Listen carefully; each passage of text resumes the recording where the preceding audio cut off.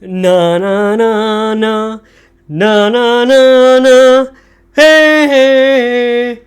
Goodbye, Barcelona fans. Ladies and gentlemen, Real Madrid has finished off Barcelona this season. Ladies and gentlemen, let's just get right into it. I'll be talking about the El Clasico, and in the end I'll be talking about Manchester United versus Coventry as well. Straight up, let's take a look at this. Obviously this ball right here, ladies and gentlemen, that was not counted as a goal in the El Clasico match. As a Real Madrid fan and an honest fan myself, was this a goal or not?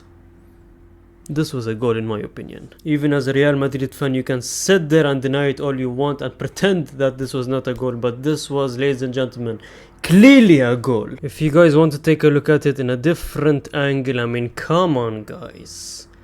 How I just do not, you know what goddamn pisses me off, man? How do you introduce a new way of checking goals and offsides, right? You bring this VAR that you keep doing on the pitch. You keep doing that like you're doing something important. Referees just wanting to show off nowadays, doing that and wants the attention to themselves. How do you bring a technology and the referee mistakes is the highest it has ever been in football history? This week alone, so many mistakes happened, even in the second match that I'll be talking about, Manchester United versus Coventry. Where in the Manchester United versus Coventry game, Coventry had a last minute chance. They scored, it was 4-3, they were winning, but somehow it was called offside. As Manchester United fan, that was not an offside. How, with all that money you make, with all the money from the tickets, from the fans, everything, and you cannot even afford a goal line technology? How do we not have the technology of the line technology yet is something that genuinely baffles my mind. How are we yet to bring a technology like that? I'm probably defending Barcelona more than Real Madrid. But you always have to be fair, because at the end of the day we're all football fans. Another clip right here. The one down was a penalty. The one up was not a penalty. There might be a slight difference because he extended his legs more, making it like more obvious for a penalty, but Neuer here, he just like went inside the play. I don't care. I think both of them were genuinely a penalty. Again, I'm showing this just to prove a goddamn point. Why are referee mistakes week in and week out happening more often now? It doesn't make sense. What's the point of the VAR? Barcelona fans, this is even more proof that the ball crossed the line. As you can see right here, it's clear. Sorry, I had to bring up the mood, guys. But this brother thinks he's Jude Bellingham out here doing that. Man, sit your ass down. What you order and what you get. Ladies and gentlemen, Jude Bellingham does it yet again. The first Classico at the beginning of the season, Jude Bellingham scored the winner, and in this Classico he scored the winner as well in the last dying minutes. Is Jude Bellingham the next Cristiano Ronaldo? He's not supposed to be.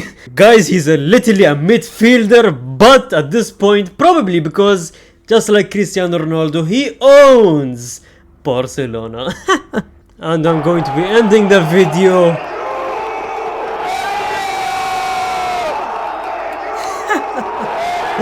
Kisses the badge as well. Passion. Showing the passion, obviously. And Real Madrid remains the greatest club of all time. And Barcelona, I have to be honest. I defended you at the beginning of the video, but I have to be honest. That being a goal, that crossing the line or not, it probably wouldn't have changed the way the game was going. The game was going that Real Madrid would have won this game, because Real Madrid have something Barcelona just does not have, and that is the mentality of a goddamn champion and not giving up. Now let's talk about, or rant about, the Manchester United versus Coventry game. But before doing that, let me just change. Oh boy, let's move into Manchester United now. I'm not going to scream. I'm going to keep it as composed as possible. Barely win against a team that is named Coventry. Coventry FC, ladies and gentlemen, are 8th in the EFL, the second league of the English division. So we were winning 3-0, comfortably winning 3-0, until they scored the first, and then the second, and then the third. And then we take it to the penalties, and in the penalties, obviously, Rasmus Højlund, he scored. Thankfully, we won the game and we're going against Manchester City, right? Now, someone sent me this clip and told me to look in the back for Anthony Dos Santos. Where is Anthony Dos Santos? He's somewhere here, I believe, and look at this, right? Do you guys see that? I'm not going to shout this video. I'm not going to goddamn shout this video. This brother had the audacity, after Rasmus Højlund winning in the penalties, right? No one is running behind him, if you can see. Everyone is goddamn disappointed. Everyone should be disappointed. But Anthony Dos Santos, I'll talk about him later, but you know what he does? He goes to the crowd doing this.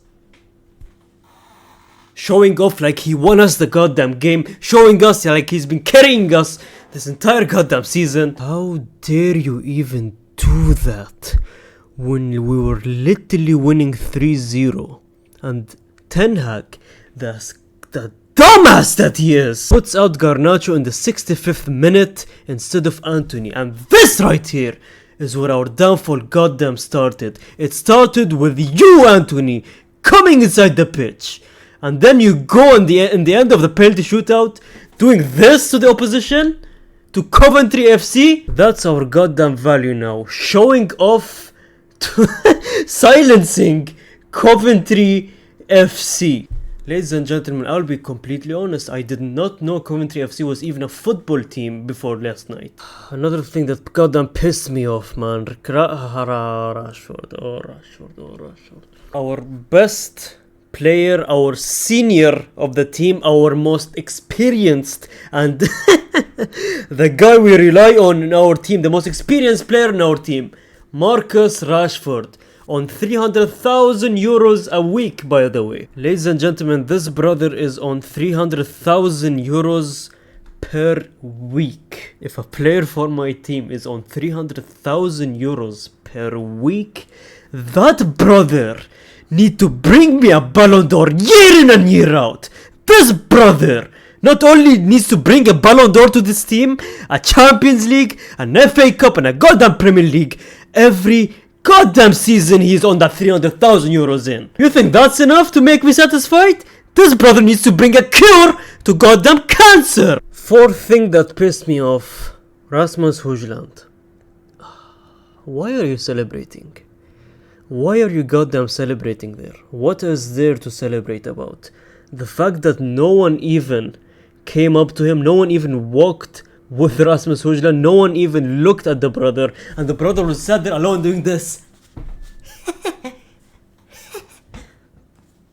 Are you dumb? If I was Højlund in this moment, I'm never recovering from this. Imagine not seeing your friends and you're out there alone doing this.